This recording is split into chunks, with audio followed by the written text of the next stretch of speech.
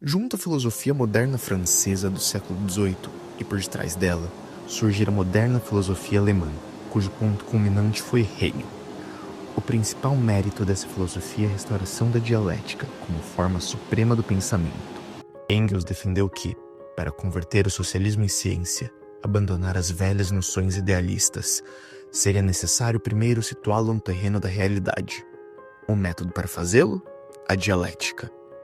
Engels dedica um espaço significativo do socialismo utópico ao socialismo científico para explicar a origem, o desenvolvimento e a consolidação desse método filosófico, mostrando como ele supera o pensamento metafísico predominante até então. A dialética materialista é a chave para entender as contradições que movem a história, as relações sociais e, consequentemente, o próprio avanço da sociedade em direção ao socialismo científico, ao comunismo. Resgatamos a origem da dialética no pensamento filosófico dos antigos gregos. Filósofos como Aristóteles e Platão desenvolveram, ainda que de forma rudimentar, uma compreensão inicial da realidade como algo dinâmico e contraditório. Para eles, a formação do mundo se dava pela interação entre opostos. Não foram muito além dessa compreensão, entretanto, já que sua realidade material os limitava a estes simples questionamentos. Posteriormente, com o declínio das tradições filosóficas gregas, a dialética perdeu força, sendo preservada apenas fragmentariamente por alguns pensadores, como Spinoza e Descartes. Com o avanço científico nos séculos XVII e XVIII, o pensamento metafísico assume o protagonismo na filosofia da Inglaterra, França e Alemanha.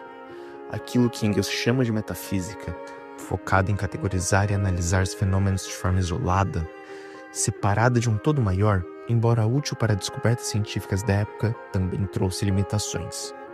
Os pensadores metafísicos estavam presos a noções rígidas de sim ou não, vivo ou morto, ser ou não ser. Seu modo de pensar não admitia tons de cinza. Portanto, quando confrontados com as questões cada vez mais complexas da realidade, este raciocínio chegava ao seu limite. Obcecados em analisar apenas as árvores, eles não conseguiam ver o bosque. Nas questões do dia a dia, podemos saber se um animal existe ou não, se ele está lá ou não está. Ao olharmos mais a fundo, entretanto, essa noção já não é tão clara. Como diz Engels, todo ser orgânico é, a qualquer instante, ele mesmo e outro.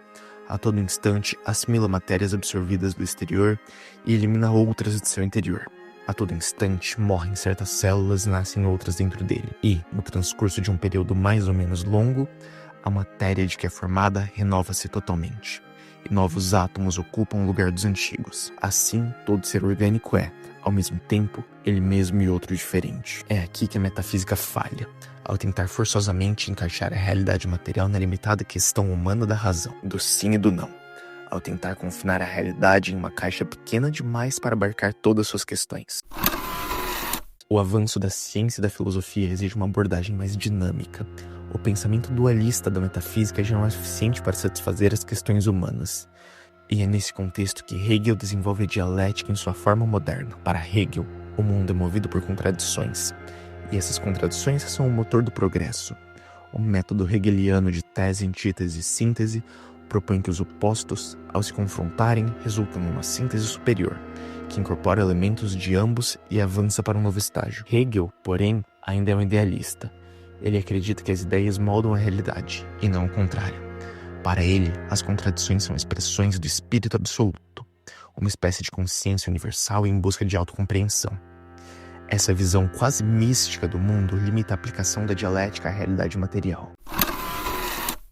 É nesse ponto que Marx faz uma contribuição decisiva, ao inverter a dialética hegeliana e aplicá-la ao materialismo.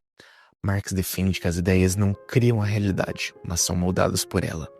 As condições materiais de existência, como a forma de produzir e distribuir riqueza, determinam as instituições, ideologias e relações sociais. Isto se expressa nas sociedades de classes, ou seja, nas sociedades pós-revolução agrícola, como o que ele chama de luta de classes. Este é o motor fundamental do avanço da sociedade, o meio pelo qual as contradições dentro das relações humanas surgem e se resolvem, em um movimento eterno de luta de contrários. As contradições entre exploradores e explorados são a força que impulsiona transformações sociais. Ao fazer essa inversão, Marx transforma a dialética em um método científico para entender o movimento da história e da sociedade. As leis da dialética são universais e, portanto, manifestam-se também nas relações entre indivíduos, formando estruturas sociais complexas de produção, alocação e distribuição de recursos. Estas estruturas, conhecidas como relações de produção, definem as relações sociais que haverão na sociedade, criando então o modo de produção. Por fim, Marx conclui que o capitalismo, como modo de produção,